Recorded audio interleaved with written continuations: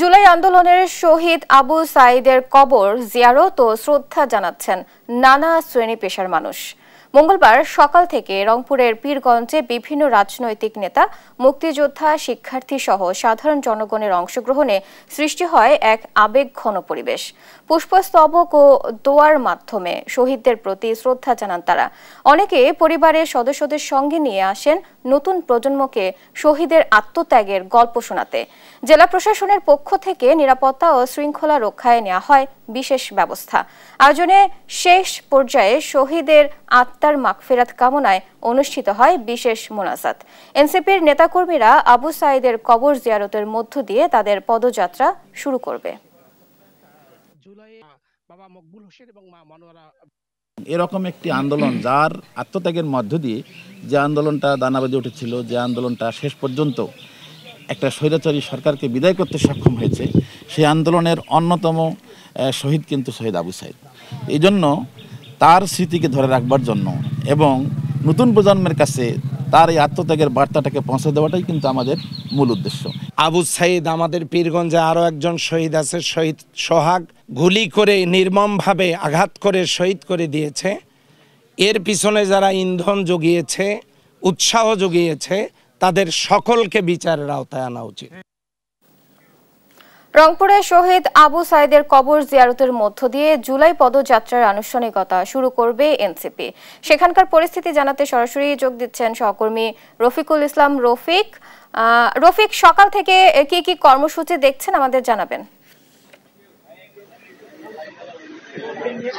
আপনি জানেন যে জুলাই অভ্যুত্থানের প্রথম শহীদ বেগম রোকেয়া বিশ্ববিদ্যালয়ের ইংরেজি বিভাগের শিক্ষার্থী আবু সাঈদ, আমরা ঠিক তার সমাধিস্থলের পাশেই এই মুহূর্তে দাঁড়িয়ে রয়েছি। আপনি জানেন যে এই বর্ষপূর্তিতে এনসিপি কিন্তু 36 দিনের যে কর্মসূচি নিয়েছে, সেই কর্মসূচির অংশ হিসেবে আজ এনসিপির আহ্বায়ক নাহিদ ইসলাম, সদস্য সচিব আক্তার হোসেন, উত্তরাঞ্চলীয় দায়িত্বপ্রাপ্ত নেতা রয়েছেন সার্জিস আলম এবং দক্ষিণ অঞ্চলের নেতা রয়েছেন হাসরাত আব্দুল্লাহ সহ কেন্দ্রীয় এবং স্থানীয় নেতারা সকাল 9টার দিকে কিন্তু আবু সাঈদের এই সমাধিস্থলে এসে শ্রদ্ধা নিবেদন এবং দোয়া মোনাজাত করবার কথা ছিল, কিন্তু কোনো কারণেই তারা আসতে পারেনি। আমরা যেমনটি জেনেছি আর কিছুক্ষণের মধ্যেই তারা হয়তো এই সমাধিস্থলে আসবেন। তারা এই মুহূর্তে রয়েছেন আবু সাঈদের ঠিক বাড়ির থেকে 7-8 কিলোমিটার দূরে পীরগঞ্জে তারা রয়েছেন, আমরা এমনটি জেনেছি।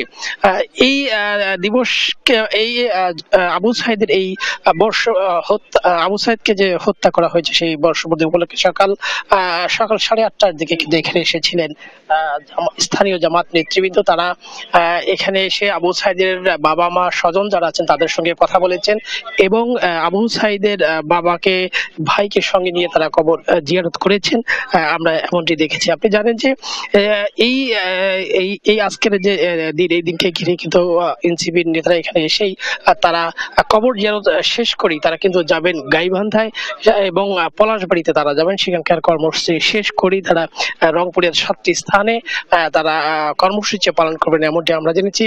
বিশেষ করে যে স্থানটিতে আবু সাঈদকে গুলি করে হত্যা করা হয়েছে সেখানেই তারা যাবেন। এরপরেই রংপুরের জাহাজ কোম্পানি মোড়, পাড়ার চত্বর, সবশেষ তারা রংপুর জেলা প্রশাসকের জেলা স্কুল মোড় যেটি রয়েছে সেটি তারা যোগাযোগ করবেন। তো এখানে আরেকটি বিষয় আমি আপনাকে একটু বলে রাখি যে আবু সাঈদের যে ভাই রয়েছেন, সে আবু সাঈদের ভাই আবু হোসেন এমনটি বলেছিলেন যে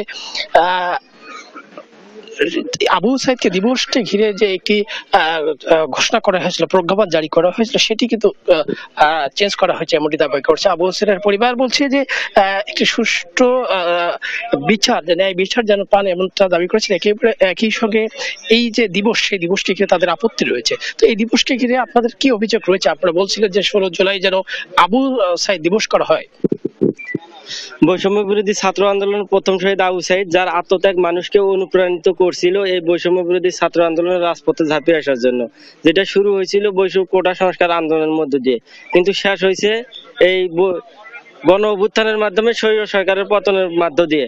কিন্তু এই মানুষ যে হাজার হাজার ছাত্র জনতা রাজপথে নামে আসলো, সেই রাজপথে নামে আসা জীবনের যে মা ত্যাগ করে কিভাবে ন্যায়ের জন্য লড়াই করতে হয়, সেই অনুপ্রেরণাটা মানুষ আবু সাইদের কাছ থেকে পাইছিল।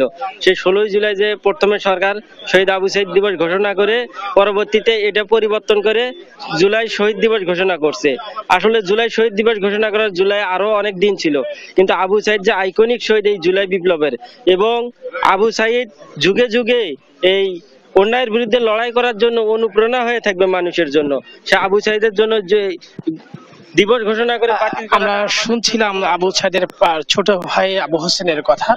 আবু সাইদ যে বৈষম্যহীন বাংলাদেশ গড়ার স্বপ্ন দেখেছিলেন, সেই স্বপ্ন যেন বাস্তবায়ন হয় এমনটি তার পরিবার দাবি তুলেছেন। রফিক, আপনাকে ধন্যবাদ। দর্শক, এতক্ষণ সরাসরি যুক্ত ছিলাম সহকর্মী রফিকুলের সাথে।